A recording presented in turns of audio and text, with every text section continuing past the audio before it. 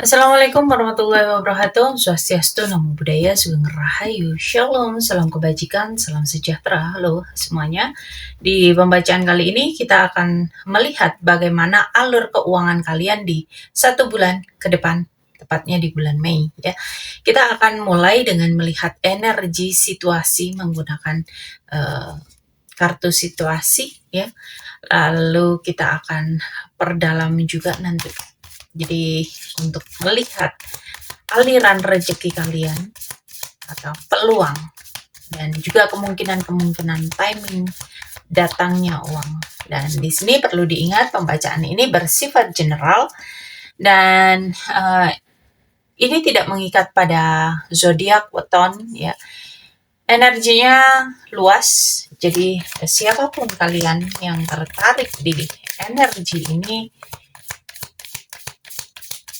ambil saja yang resonate dan lepaskan yang tidak.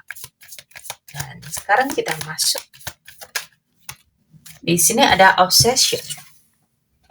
Oke, di kartu pertama tampaknya kamu ini lagi ngejar target ya. Ada ambisi besar di sini untuk mendapatkan uang mungkin, atau kamu itu lagi fokus tinggi di pemasukan di bisnis ataupun di hasil ya.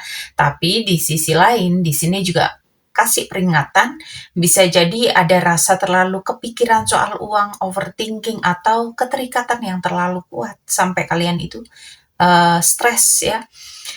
Di sini energinya mungkin ada kebutuhan mendadak ya, atau ada keinginan besar untuk meningkatkan penghasilan, atau mungkin kamu itu lagi ngejar sesuatu ya. Fokus itu bagus, tapi jangan sampai berubah jadi tekanan. Justru ketika kamu terlalu terobsesi, energi ini bisa menyempit dan bahkan malah menghambat flow ya. Oke. Kita lanjut ke kartu kedua.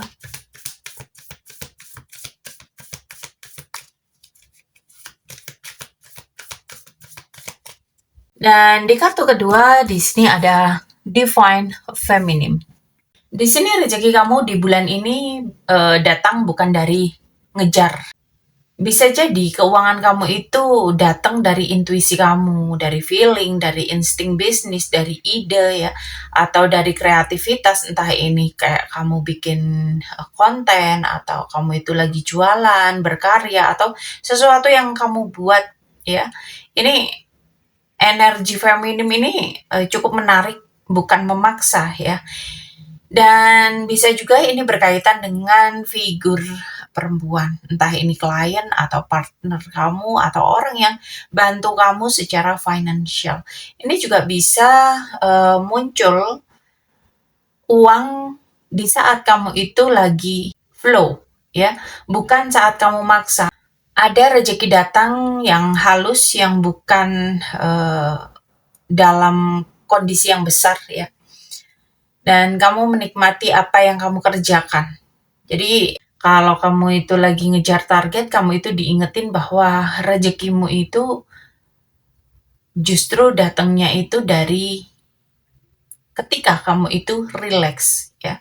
Jadi semakin kamu terobsesi, justru semakin seret. Tapi kalau kamu nurunin tensi, itu peluang akan kebuka. Karena bulan ini pintu rezeki kamu itu lebih kebuka lewat ketenangan, intuisi, dan daya tarik alami kamu ya. Oke, kita lanjut di kartu ketiga.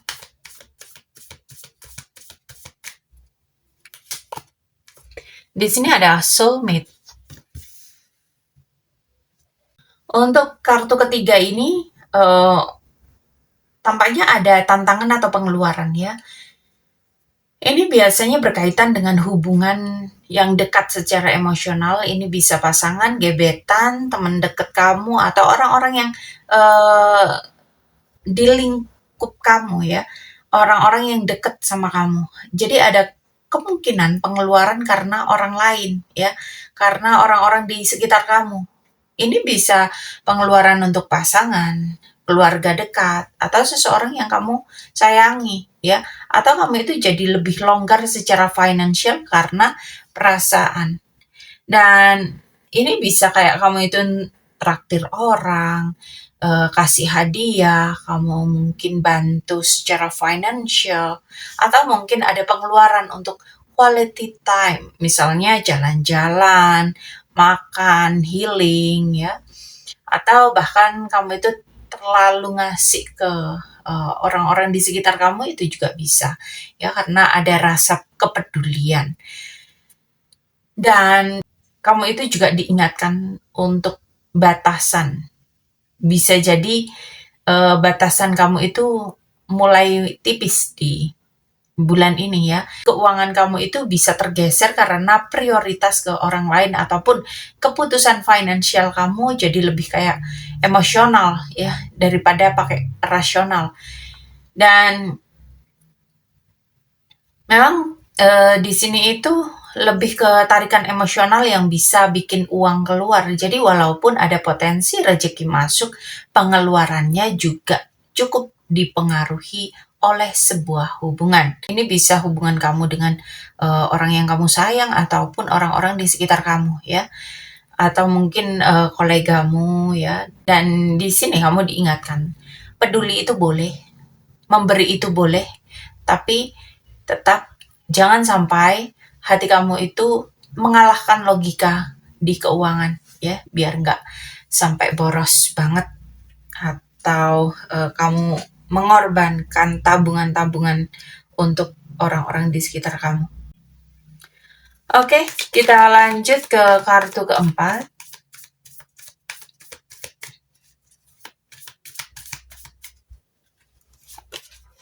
Di sini ada irreconcilable difference.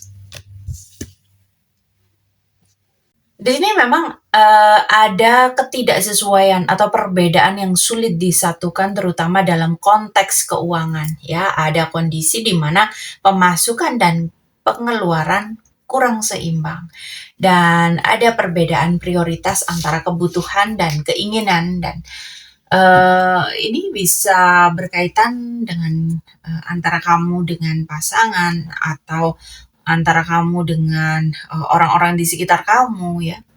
Dan bisa juga karena kamu mengambil keputusan finansial yang tidak sejalan, sehingga perlu memilih salah satu, ya. Jadi di sini yang perlu diperhatikan potensi merasa kok nggak ketemu, ya, ujungnya, ya. Mungkin uang masuk tapi tetap terasa kurang, ya. Ada situasi yang tampaknya akan memaksa kamu untuk mengurangi sesuatu atau melepaskan pengeluaran tertentu, dan bisa juga ini berkaitan dengan hubungan antara kamu dengan pasangan, atau orang-orang di sekitar, ya, di mana tidak semua bisa dipenuhi secara financial. Uang tetap ada masuk, tapi tarikan emosional atau perbedaan prioritas yang bikin tidak semuanya bisa berjalan dengan baik, ya. Dan bulan ini bukan cuma soal berapa uang masuk, tapi bagaimana kamu mengelola prioritas dan batasan. Oke, kita lanjutkan di kartu berikutnya.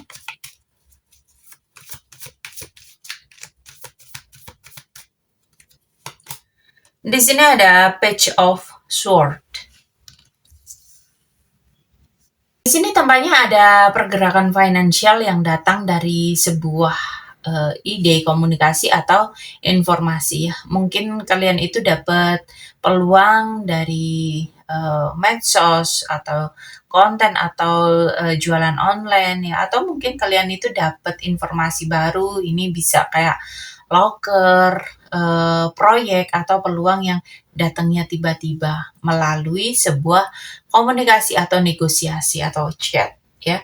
Dan bisa juga kamu itu lagi cari-cari peluang dan tiba-tiba dapat, gitu loh. Dan di sini peluang atau kabar soal uang ini bisa datang di awal bulan atau secara cepat, ya. Nggak terlalu lama di bulan Mei. Tapi di bulan awal Mei ini justru uangnya ini nggak terlalu besar ya. Awal pemasukan tes market atau percobaan ini nominalnya nggak terlalu yang bikin wow ya. Tapi ini justru biarpun nominalnya nggak sesuai sama yang kamu harapkan, tapi ini buka jalan dan peluang kamu datang ketika kamu itu open dan ini bisa jadi lewat informasi atau komunikasi ya. Jadi jangan sampai pasif di bulan Mei ya. Coba terus aktif, respon cepat, jangan ragu memulai sesuatu dari hal yang kecil. Karena ini bukan langsung besar yang turun, tapi pintu pertama kamu memulai untuk membuka eh, keuangan kamu melalui ide dan komunikasi. Oke, kita lihat di kartu kedua. Di sini ada King of Swords. Oke, untuk di kartu kedua ini tampaknya memang kalian di bulan Mei ini mungkin ya di minggu kedua ada potensi uang datang lagi ya. Ini bisa dari keputusan penting atau mungkin ada deal kontrak atau kerjasama ya. Di sini tampaknya akan ada komunikasi yang serius, yang cukup profesional dan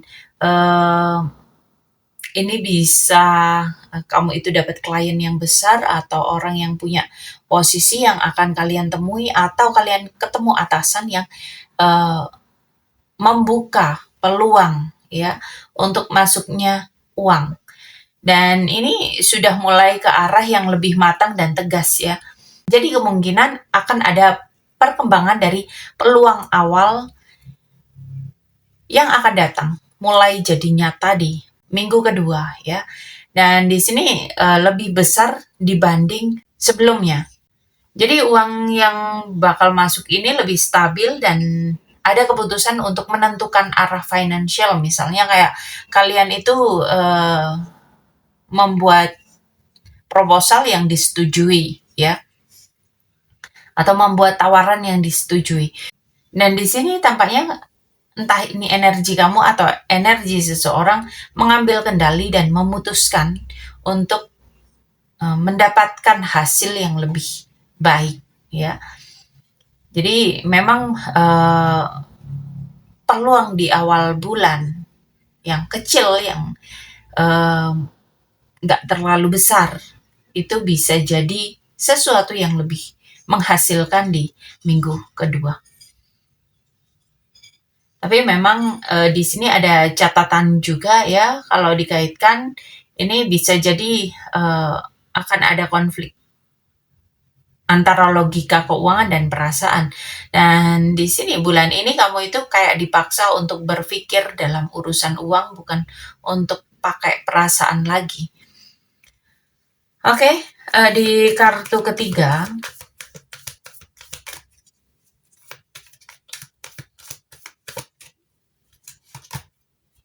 di sini ada Hermit.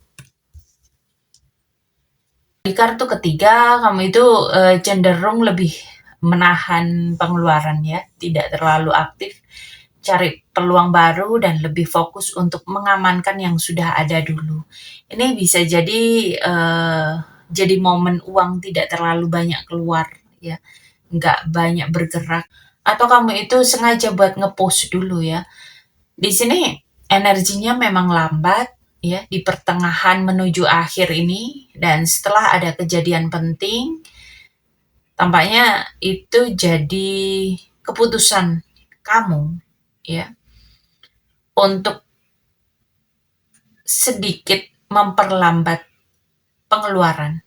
Jadi kamu itu masuk di fase mikir, mengevaluasi dan lebih hati-hati di pertengahan ke akhir bulan ya.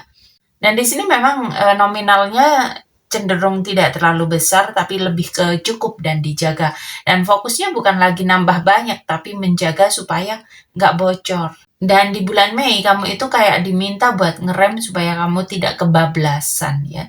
Jadi ini fase yang bagus untuk kamu itu evaluasi keuangan, mengurangi pengeluaran yang tidak perlu, dan menentukan mana yang benar-benar bisa jadi prioritas kamu. Jadi walaupun ada potensi konflik financial sebelumnya, di kartu ini kamu itu bakal lebih bijak dan tidak gegabah.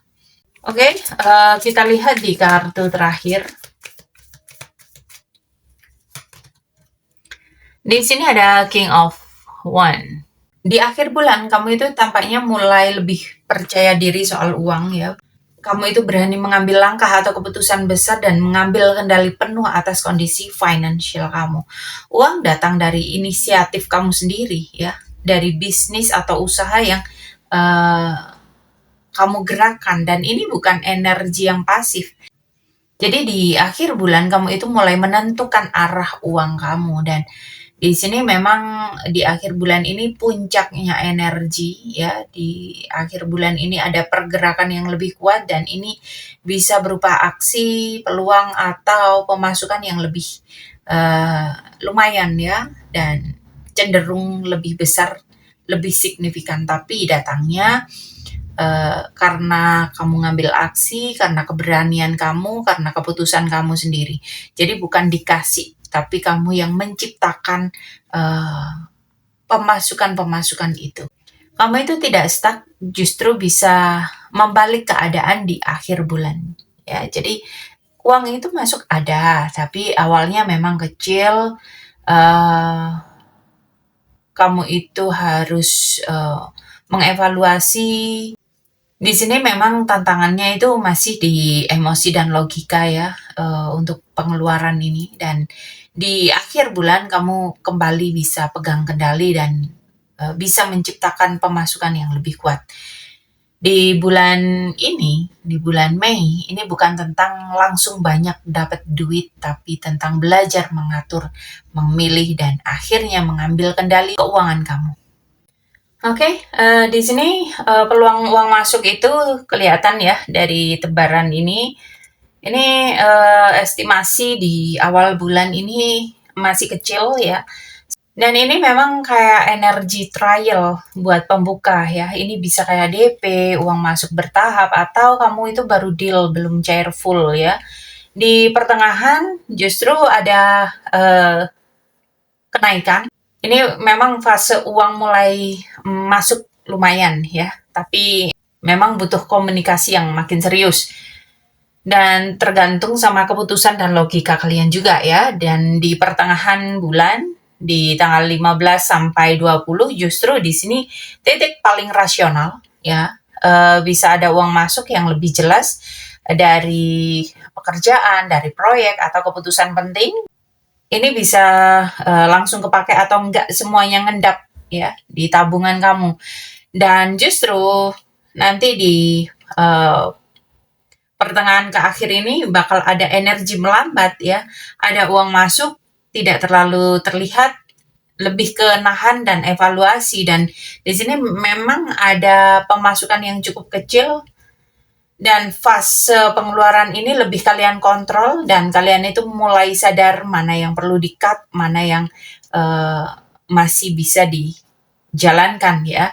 Dan di akhir bulan ini puncaknya ya, ada peluang yang masuk, ada apa yang kamu usahakan itu mulai mendapatkan hasil, atau mungkin kalian itu dapat gaji ya. Jadi ini biasanya di sini ada closing, ada deal yang cukup besar, atau ada uang yang akhirnya cair. Jadi di sini di awal bulan kecil, cepat kepake, di tengah bulan mulai ada ya, lumayan bikin lega ya. Terus di pertengahan juga sempat turun juga, meskipun ada pemasukan yang bikin lega, tapi di akhir ini bisa naik lagi. Oke, sampai di sini. Buat kalian yang mau personal reading, konsultasi, curhat, atau melakukan personal reading berbayar, silahkan hubungi aku di kontak yang ada di deskripsi. Dan terima kasih untuk kalian yang selalu menonton. Terima kasih untuk like, share, komen, subscribe.